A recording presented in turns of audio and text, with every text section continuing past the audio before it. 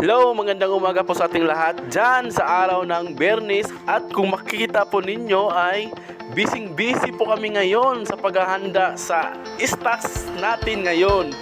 At dahil po ay sold out ang stocks natin kahapon, siyempre meron na lang po tayong panibagong stocks. At ayan, sa lahat po ng mga suki natin dyan ay patuloy po kaming nagpapasalamat sa inyo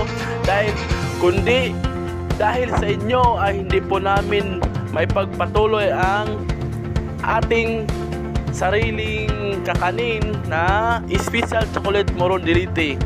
At pumunta na po kayo dito sa General Santos City dahil dito ninyo lang po matitikman ang original taste of Mindanao.